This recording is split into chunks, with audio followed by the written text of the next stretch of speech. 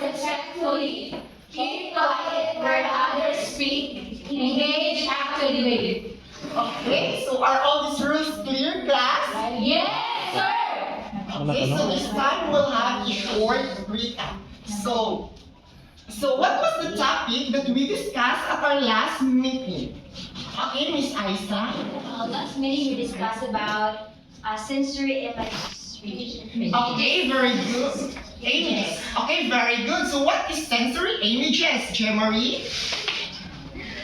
When you say sensory images, it is used in a literary text to create or describe mental images. Okay, very good. So do we have an assignment class regarding to the topic that we discussed yesterday? None, sir. Since there's none, so this time we will have an activity called Tongue Twister Challenge. So I will group you first into two big groups. This side will be the group 1 and the remaining side will be the group 2.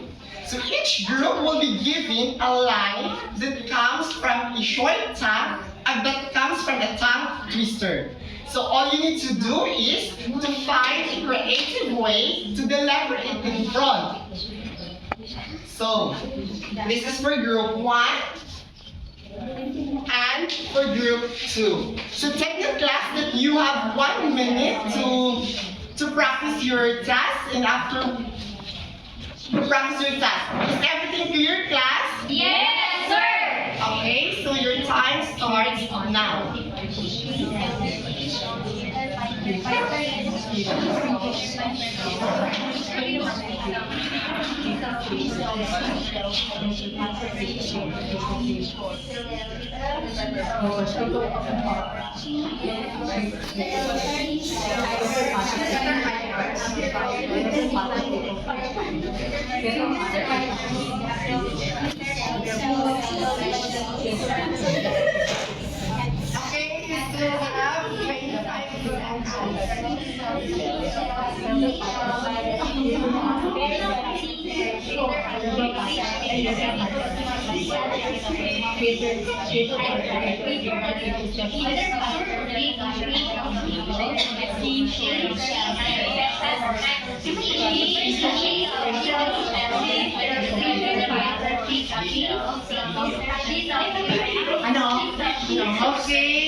5 minutes left.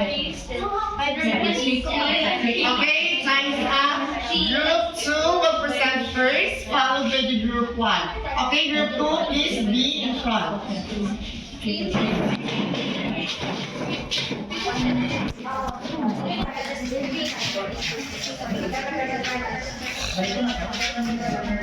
All together.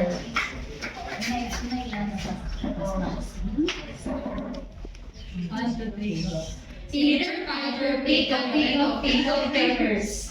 Peter Piper pick up papers. Okay, very good, group 2. Can you give a hola clap for group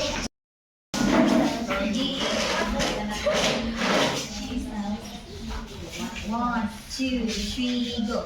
She sells seashells by the seashore. She sells seashells by the seashore. Okay, very good, group 1. Let's give a barangay clap for group 1. So now, class, what have you observed from a line comes from a tongue twister? So what have you observed? Okay, there is a repetition. What else? Since There is a literary devices. Exactly, there is a literary devices that being used. Okay, Barbie. I have observed that the lines are difficult to pronounce. Yes, exactly. So this time, class. So now, class, do you know what topic that we will be discussing today? Yes. No, no. Okay, since there's none, so this morning we are going to tackle the two very interesting sound devices, or shall we say, literary devices, which are alliteration and a consonant. So, But before that, class, I want you first to know our learning objectives.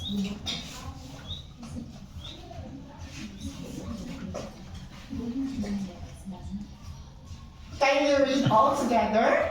At the end of the lesson, the students are expected to do the following with at least 75% level of accuracy. Explain the literary devices used. Write a short phrase, poem, verse, or a line using alliteration and consonants. And appreciate and engage actively during class discussion on alliteration and consonants. Okay, thank you. So will you help me to achieve these objectives, class? Yes, sir! Okay, so this time we will proceed to our discussion through these questions. Question. So do you know what alliteration and consonants are? No, sir. Since you didn't know, so alliteration, class, can you read all together? Alliteration is encountered when consonant sounds, the initial or stressed syllables have the same sound. This is commonly seen in tongue twisters. Peter Piper pickle papers uses the P sound alternatively, and poetry, and even in rap music. Okay, thank you, class. So alliteration, class, it is a repetition of the same initial consonant sounds in a sequence of words that are closely to each other. So it often found in a tongue twister like Peter Piper pickle papers. So as you can observe, class, that in that line, there is a repetition of the same initial consonant sounds, which is the P sound. And take the class that and not only in a tongue twister that we can find alliteration, but also we can find it in the form of poetry, rap music, in phrases, in verses, or even in a line. So for example, class, can you read all together? Silent streams softly sing, silver shadows slowly swing, whispering winds swing through woods where wildflowers warmly wood. So class, thank you, class. So this is a short poem. So as you can observe, class, that in this poem, there is a repetition of the same initial consonant sounds, which are the S sounds in the first two lines, and the W sounds in the last two lines. So in this repetition, class, it creates a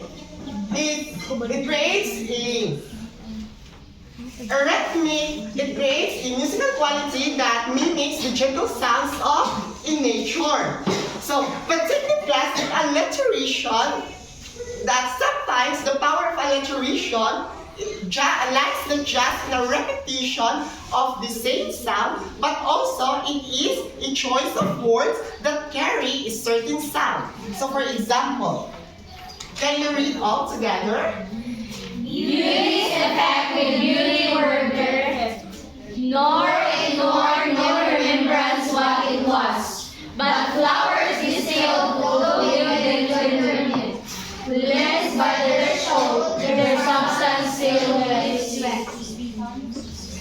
Okay, so thank you, class. So this is the sonnet 5 by William Shakespeare. So as you can see, class, that literally there is a repetition of the same initial consonant sound, which is the B sound in the first letter, and M sounds in the second line, and the S sound in the last line. So take the class that the word beauty here and very, and also the norm, they are a choice of words. Why? It's because the words beauty and very here, they create a what? They create they create a contrasting pairing. While the line nor, no remembrance, it brings a repeated contrast through the word nor. Nag-gets? Yes. Alright, so this time let's proceed to a consonant. So can you read all together? Consonants is a literary device where the same consonant sound is repeated in close close proximity within a line or sentence. Unlike alliteration, which focuses on the repetition of initial consonant sounds, consonants can occur anywhere in words such as in the middle or at the end. Okay, so a consonant class, it is a repetition of the same consonant sounds in nearby words. So, it doesn't to be at the beginning like alliteration. Di ba? Kasi alliteration, it is a repetition of the same initial consonant sounds, while consonant, it is a repetition of the same consonant sounds In the middle. within or at the end of the word. Okay, so for example, class.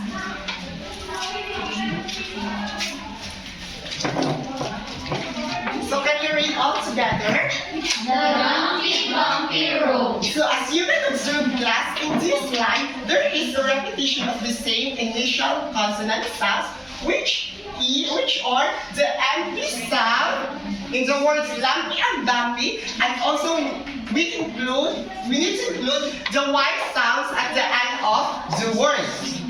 So this repetition of the middle class, it creates a cohesive connection between the descriptors, while the white sounds at the end of the words provide a rhythmic continuity, enhancing the descriptions of the roots and even texture. You get?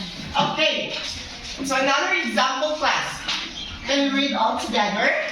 Whispers of the night waving high, stars sparkling bright, your delight, moon soft light ignites the sight, dreams take flight in the calm of the night. Okay, again, so in this short form class, there is a repetition of the same consonant sounds, which are the T sounds on the words night, tight, bright, delight, light, sight, flight, flight, and also the S sound in the words whisper, stars, moons, and dreams. Take the class that if we are locking a consonant sound or even in alliteration, pwede siya through vertical or horizontal. Yes? So, do you understand, class? Yes, sir. So, again, let's go back to the first question. What alliteration and consonants are? Anyone? Barbie?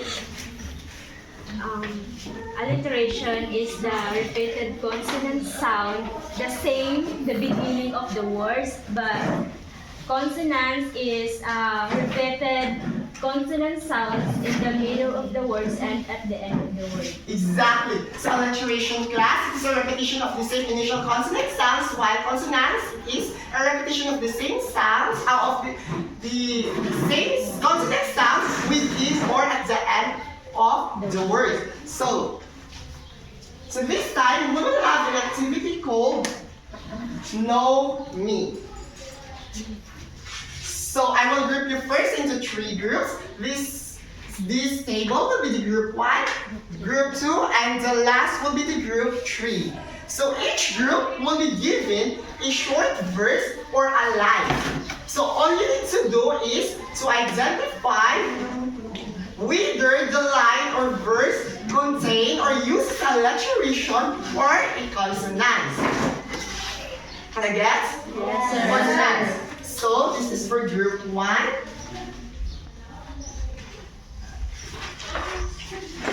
Group 2 and the group 3. So take the class that you have 1 minute to discuss to your group,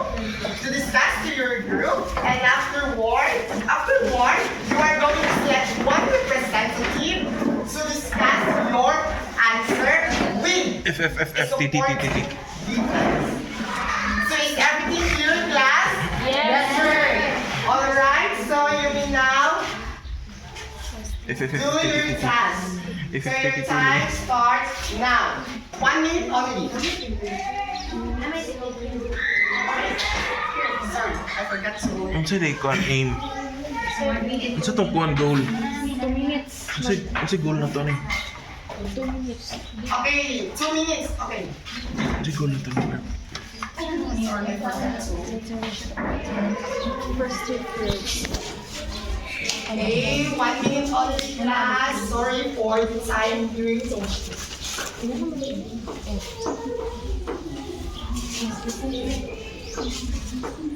Ano yan? Kasi yung personal. T. Okay, 20 seconds left. Sound.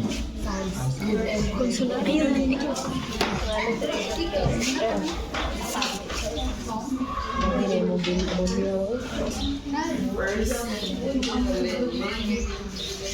Okay, time's up. Okay, so group 3 will present first, followed by the group 1, and lastly will be the group 2. Okay, group 3, please be in front. Going people.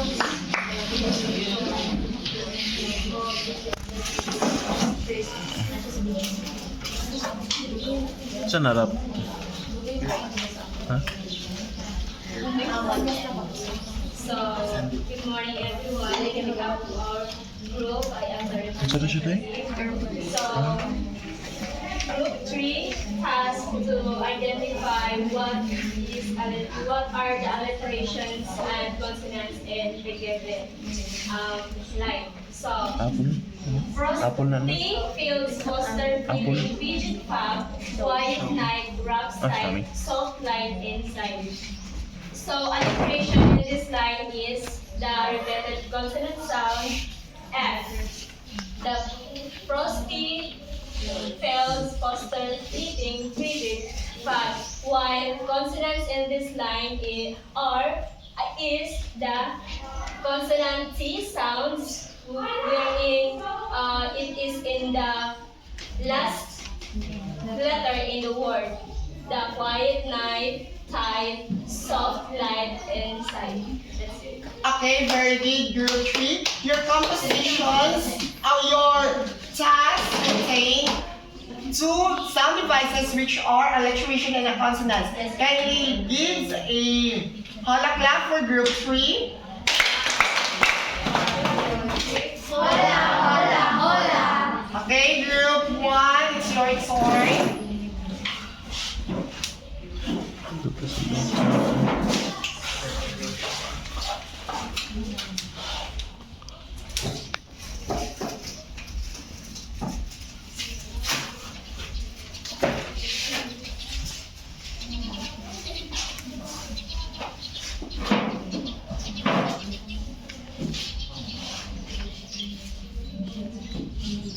Good morning, everyone. So I am the representative of Group 1. So the lines, the assigned lines of us: whispering winds, with wild wondrous tales, silent seas, singing softly, sobbing sails. So as we gathered our insights, the initial letters that we repeated in this line as W, and the next line is letter S. So it means that this verse observe alliteration. Okay, exactly, group 1. Kindly give again a hola clap for group 1. Hola, hola, hola. Okay, so your line class or your verse group 1 contains alliteration. Group 2, it's your turn.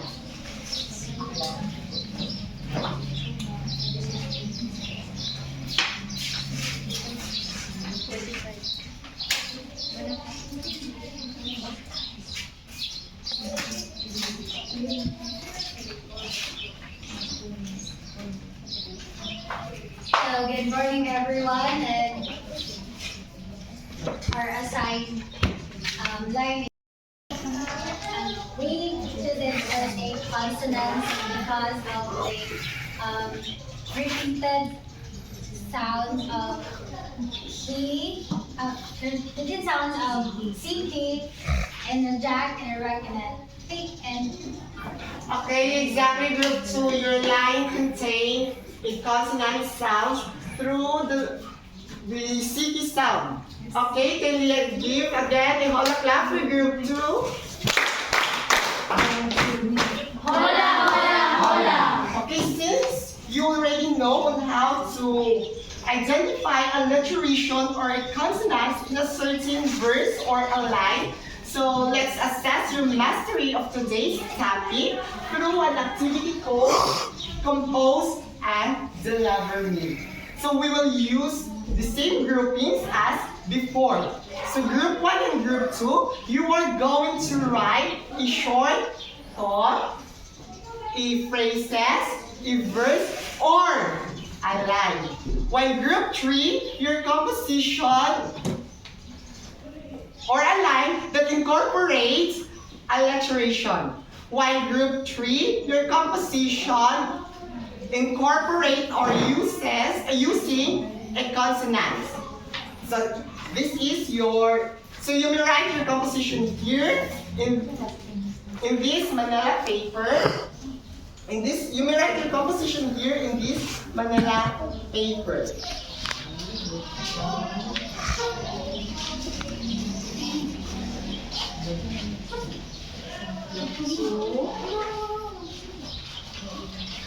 Group 3. Okay, take your class that you have 2 minutes to do your task. Afterward, you are going to present it creatively and discuss which line or lines that you use alliteration or consonants. Is that clear, class? Yes, sir. Okay, your time starts now.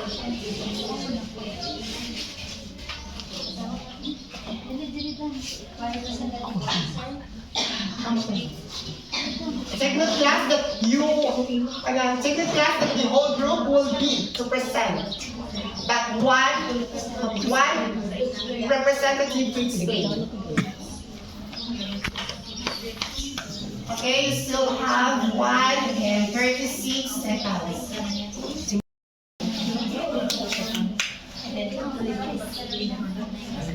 You still have 1 minute.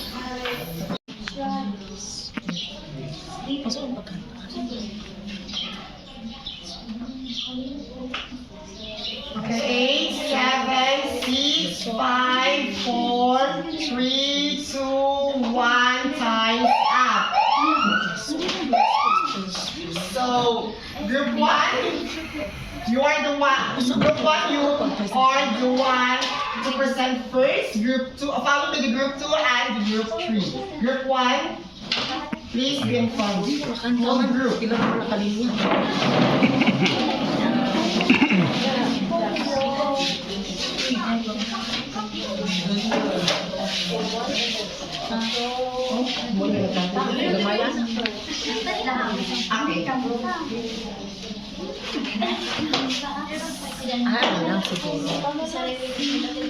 Silent, everyone.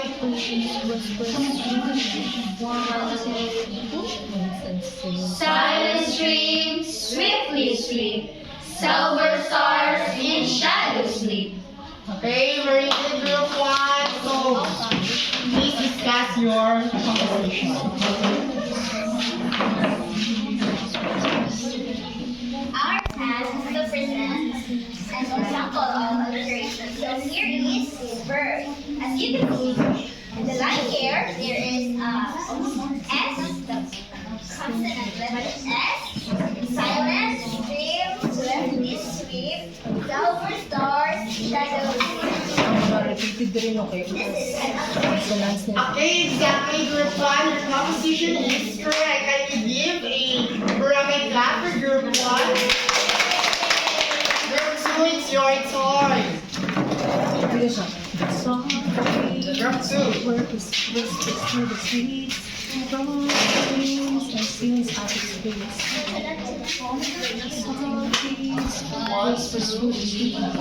Softly sing songs of summer breeze.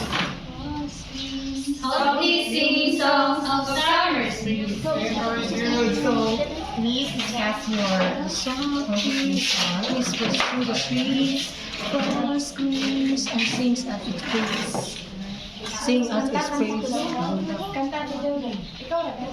The soft So breeze this whispers through the trees, composition frost is screams a and sing at alliteration. its praise. Mudaksi at its praise. Okay, correct. So let's give the hola clap for group 2. Hola, hola, hola! Okay, group 3, the last group. Please complete the call.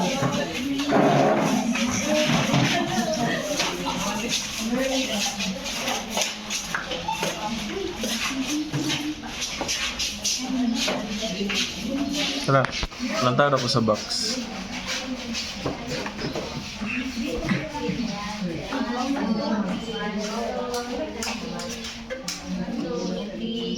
The soft breeze whispers through the trees, frost clings and sings as it breeze. Okay, very good. Please discuss the composition. Okay. Marie, can you lead?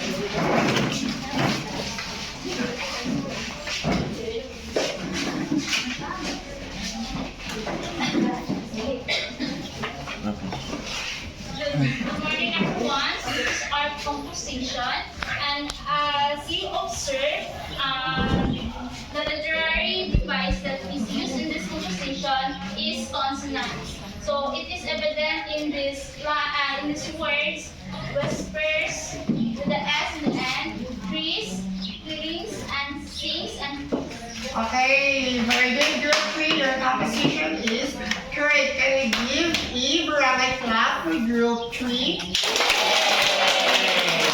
Alright, so this time we'll have a short quiz. So, can we get one and pass? Get one and pass, and get one and pass. Okay, so can you read first the direction class? And answer the following questions in 3 minutes.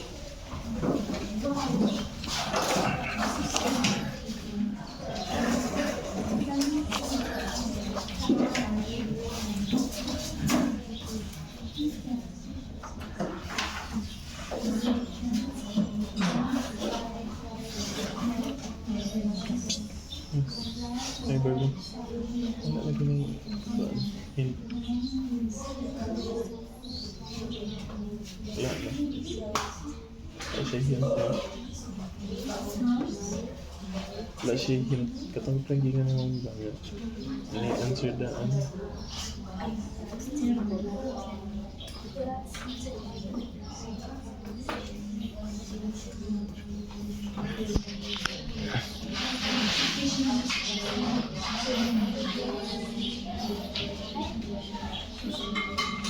You still have 2 minutes. Take your time, class.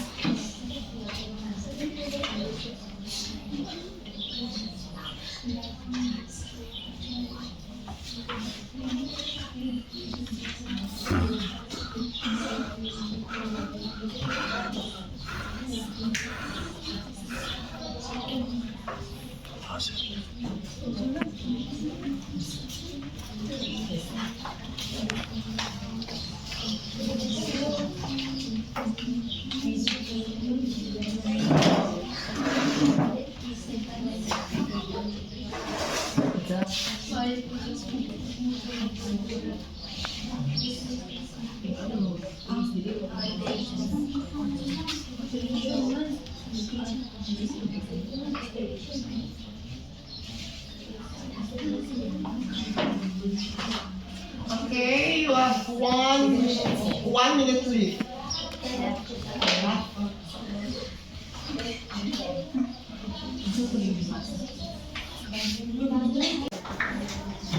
Okay, so for your assignment class, can you do an advanced reading on consonant digraph? So is this clear, class? Yes, sir! Okay, so that's all for today. Goodbye, class. Goodbye!